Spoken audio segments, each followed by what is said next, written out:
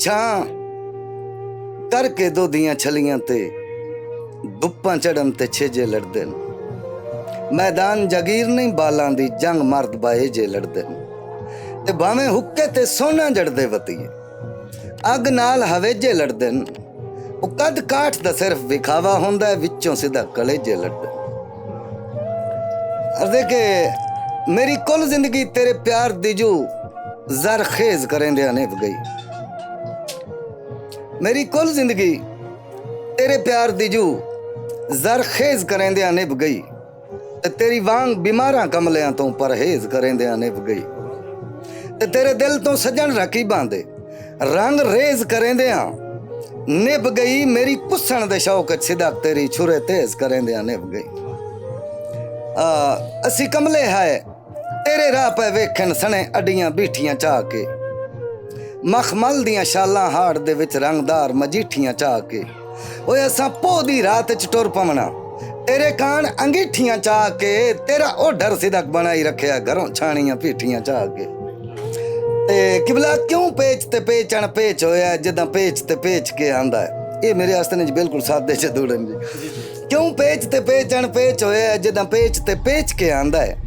ਬਣੀ ਭੀੜ ਚ ਮਗਰੂ ਰਲਿਆ ਹੀ ਨਹੀਂ ਜਿਹਨੂੰ ਸਿਦਕ ਅਗੇਚ ਕੇ ਆਂਦਾ ਹੈ। ਦੁੱਖ ਇਸ ਗੱਲ ਦਾ ਬੱਜੇ ਦਾ ਮੇਚਿਆਂ ਘੱਟ ਬਣਿਆ। ਭਾਵੇਂ ਜਿਤਨਾ ਮੇਚ ਕੇ ਆਂਦਾ ਹੈ ਅੱਜ ਵੇਚਿਆਂ ਵਿਕਿਆ ਟਕਿਆਂ ਤੋਂ ਕੱਲ ਜ਼ਿੰਦਗੀ ਵੇਚ ਕੇ ਆਂਦਾ। ਹਾਂ ਤੇ ਕਿਬਲਾ ਇਹ ਨਾ ਜੀ ਖੂਨ ਵਿੱਚ ਔਰ ਨਸਲਾਂ 'ਚ ਫਰਕ ਹੁੰਦਾ ਕਿਸੇ ਵੀ ਚੀਜ਼ ਦਾ। ਅਰਥ ਜੀ ਕਿ ਬਦ ਨਸਲਾ ਸੱਜਣ ਕੋਈ ਸੱਜਣ ਨਹੀਂ ਹੁੰਦਾ। ਜ਼ਿੰਦਗੀ ਨੂੰ ਫਾ ਪੈ ਵੈਂਦੇ ਭਾਵੇਂ ਲੱਖ ਭਰ ਛੱਡੀਏ ਨਸਲੀਆਂ ਤੇ ਨੁਕਸਾਨ ਸਟਾ ਪੈ ਵੈਂਦੇ। ਤੇ ਕੁੱਤੇ ਨਸਲੀ ਭੌਂਕਣ ਚੋਰਾਂ ਨੂੰ ਕਿਹੜੇ ਸਿਦਕ ਤਰਾ ਪੈ ਵੈਂਦੇ। ਬਦ ਨਸਲੇ ਵੇਖ ਕੇ ਗਿਰਜਾਂ ਨੂੰ ਰੱਸੀ ਕੱਪ ਕੇ ਰਾਹ ਪੈ ਦੌੜਾ ਜੀ ਕਿ ਕਿਹੜਾ ਜਲਦ ਪੁਰਾਣੀਆਂ ਲੀਰਾਂ ਤੋਂ ਤੂੰ ਸੁਰਖ ਸਿਲਾਰਾ ਬਣ ਬੈਠਾ। ਤੈਨੂੰ ਛਪਰੀ ਮੁਲਕ ਸਦਿੰਦਾ ਹਾਂ ਤੂੰ ਸੱਜਣ ਚਬਾਰਾ ਬਣ ਬੈਠਾ।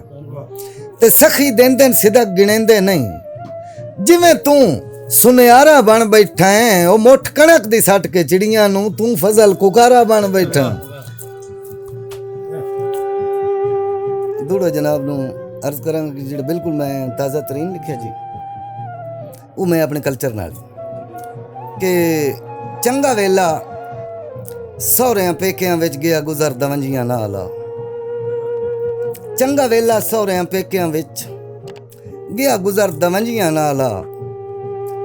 ਧੜ ਧੂੜ ਕਰਾਈ ਤੇ ਤਰੇਂਗਲੀ ਦਾ ਕਿੱਡਾ ਸੰਗਾ ਪੰਜੀਆਂ ਨਾਲ। ਤੇ ਸੰਗ ਸੂਤਰੀ ਖੇਸ ਸਿਰਾਣਿਆਂ ਦਾ ਕੜਤਲ ਦੀਆਂ ਮੰਜੀਆਂ ਨਾਲ। ਘੜਾ ਦਾਜ ਦਾ ਸਿੱਧਾ ਕੜਾਪ ਗਿਆ ਹੈ ਕੱਲ ਤਾਈਂ ਘੜਵੰਜੀਆਂ ਨਾਲ।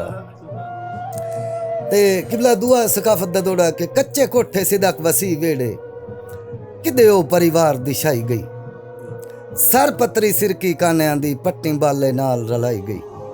ਤੇ ਜਦੋਂ ਮੁਲਕ ਡਿਵਾਖੀ ਸਾੜ ਸੱਟੇ ਉਹ ਲੱਗੀ ਦੀਵਿਆਂ ਦੀ ਰੁਸ਼ਨਾਈ ਗਈ। ਲੈ ਢਾਣ ਦੀ ਢਿੱਲ ਆਈ ਪੋਚਿਆਂ ਤੋਂ ਮਿੱਟ ਪੋਟਿਆਂ ਦੀ ਚਿਤਰਾਈ ਗਈ ਜੀ। ਤੇ ਬਾਕੀ ਹੋਰ ਮੈਂ ਇੱਕ ਦੋ ਦੋੜੇ ਅਰਜ਼ ਕਰਨਾ ਜੀ। ਜਨਾਬ ਅੱਗੇ ਗੱਲ ਕਰ ਰਹੇ ਨੇ ਕਿ ਕੋਈ ਵੀ ਫਨ ਹੈ ਨਾ ਜੀ ਉਹਦੇ ਵਿੱਚ ਤੁਸੀਂ ਇੱਕ ਮਿਸਤਰੀ ਵਾਲਾ ਕੰਮ ਕਰਦਾ ਨਾ ਸਾਰਾ ਜ਼ਮਾਨਾ ਮੰਨ ਜਾਏ ਮਿਸਤਰੀ ਅੱਛਾ ਹੈ।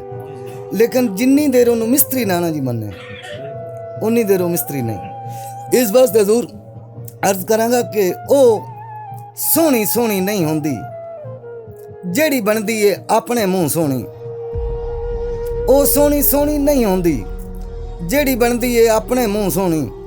ਉਹ ਵੀ ਸੋਹਣੀ ਨਹੀਂ ਜਿਹੜੀ ਦੁਨੀਆ ਦੀ ਲੁੱਟ ਲੈਂਦੀ ਏ ਸਮਝ ਤੇ ਸੋਹਣੀ। ਤੇ ਸੋਹਣੀ ਉਹਨ ਵੀ ਮੈਂ ਤਸਲੀਮ ਨਹੀਂ ਕਰਦਾ ਜਿਹਨੂੰ ਲੋਕ ਆਖਣ ਲੂੰ ਸੋਹਣੀ। ਉਹ ਸੋਹਣੀ ਏ ਸਿਦਕ ਜ਼ਮਾਨੇ ਤੇ ਜੈਨ ਸੌਕਣ ਆਖੇ ਤੂੰ ਸੋਹਣੀ।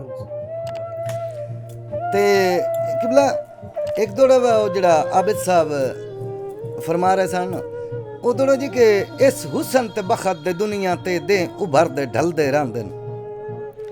ਤੇਰੇ ਵਾਂਗ ਵਫਾ ਦੇ ਕਈ ਕਾਤਲ ਸੰਗ ਗੈਰ ਦੇ ਰਲਦੇ ਰਹਿੰਦੇ ਨੇ। ਤੇ ਤੈਨੂੰ ਕੀ ਪਤਾ ਹੈ ਇਸ ਮੁਲਕ ਦੇ ਮਿਹਣੇ ਬਾ ਕਿਵੇਂ ਸਿੱਧਾ ਕਰੀ ਜਲਦੇ ਰਹਿੰਦੇ ਨੇ। ਦਰਿਆ ਦੇ ਕਾਨੇ ਢੀਠ ਹੁੰਦੇ ਨੇ ਸਿਰ ਬੋੜ ਕੇ ਹਲਦੇ ਰਹਿੰਦੇ ਨੇ।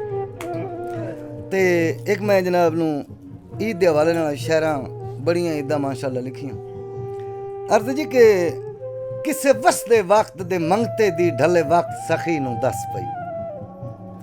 ਕਿਸੇ ਵਸਦੇ ਵਕਤ ਦੇ ਮੰਗਤੇ ਦੀ ਢਲੇ ਵਕਤ ਸਖੀ ਨੂੰ ਦੱਸ ਪਈ। ਜਿਵੇਂ ਸੜਦੇ ਦਾਜ ਦੀ ਹਾੜ ਦੇ ਵਿੱਚ ਮਜ਼ਦੂਰ ਦੀ ਧੀ ਨੂੰ ਦੱਸ ਪਈ।